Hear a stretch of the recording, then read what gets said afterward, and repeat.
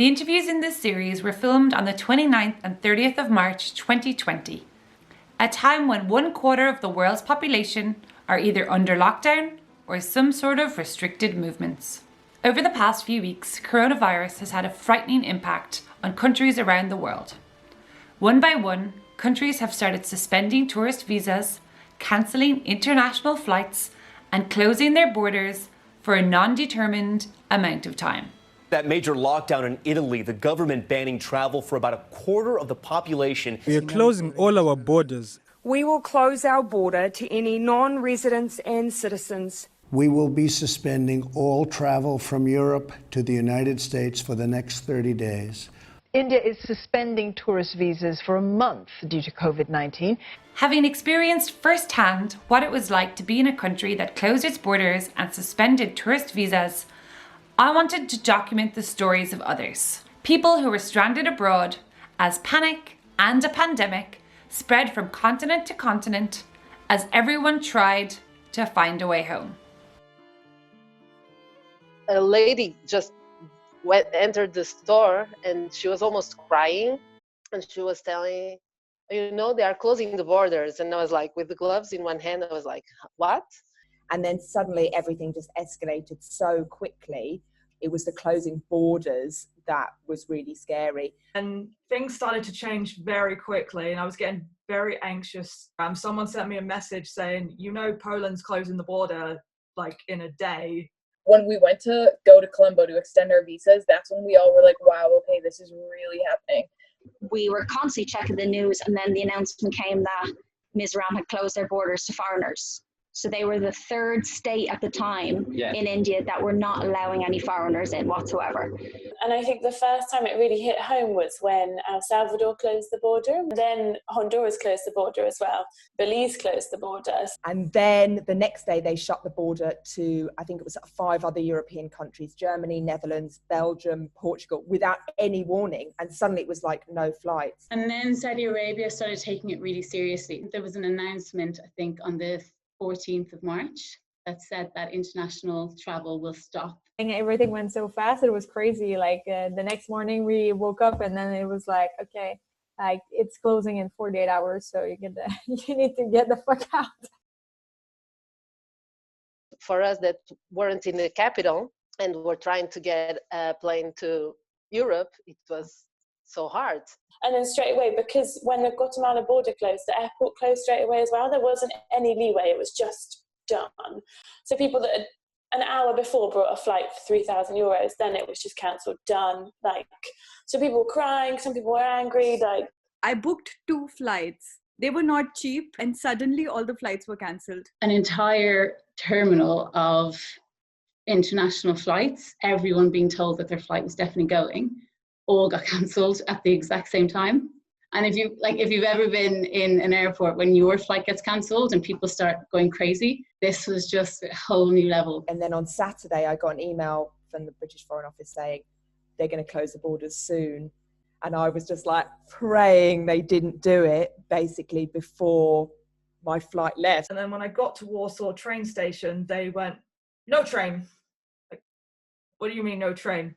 We took a little like a little mini bus, and we were sent on top of the roof, right? We were told to sit up on top of the roof. And when we got to the bus station, they turned off all the lights, and all the locals were like, no bus today, no bus today. Didn't want us on the bus. A lot of crying.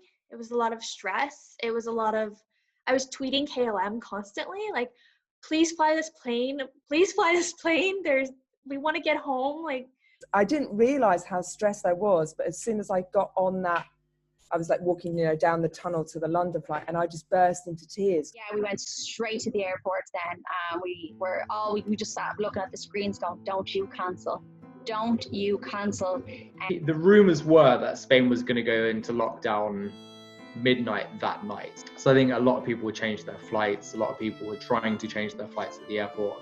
So it's just absolutely packed. Absolute chaos. Countries that fully rely on tourism for their economy have suspended tourist visas and ordered the closure of hotels, beaches, and tourist attractions to stop the spread of the virus. People and countries who normally welcome tourists with open arms were quick to turn on tourists, becoming fearful of them and keeping their distance. We were like, okay, people are actually physically avoiding us. Yeah, a lot of the hotels were saying, no, we're full, no, we're not accepting people. So we were like, okay, there's something really strange going on. They didn't want us to be here. No. Not at all. Before we could just walk straight to the main road and find anywhere to eat, when we were having to walk like 10-15 minutes to find a restaurant that would serve us.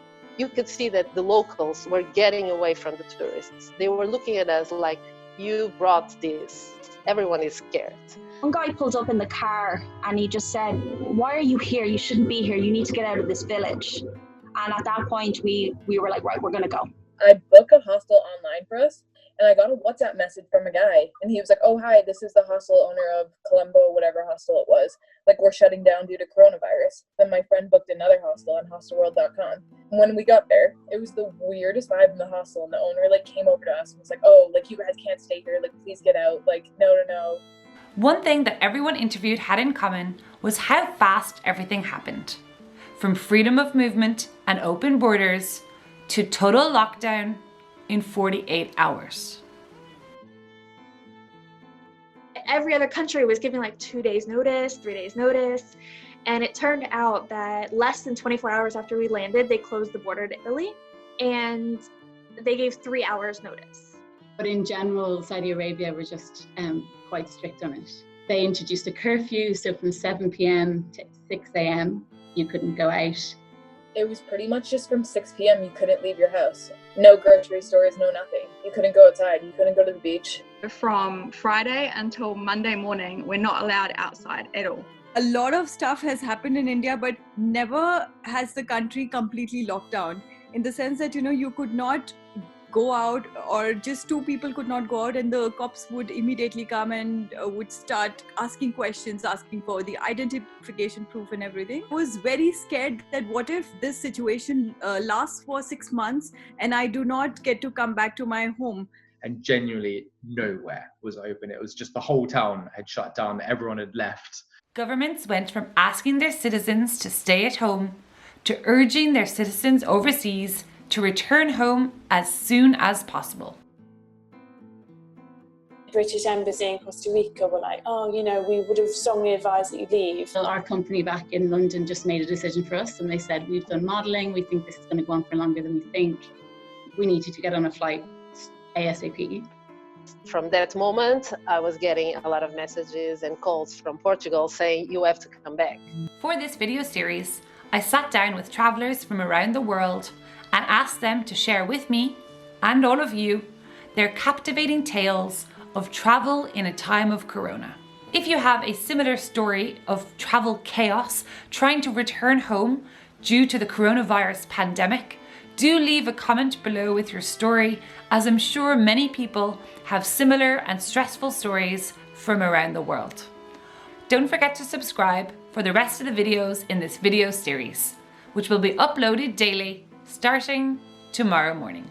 From attempting to leave Poland overland to trying to catch the last flight out of Morocco, from breaking curfew in India, watching backpackers descend into panic in Central America, from fighting for a place on a repatriation flight out of Saudi Arabia, making a split-second decision to leave the Philippines, these are the stories we're going to remember for many years to come.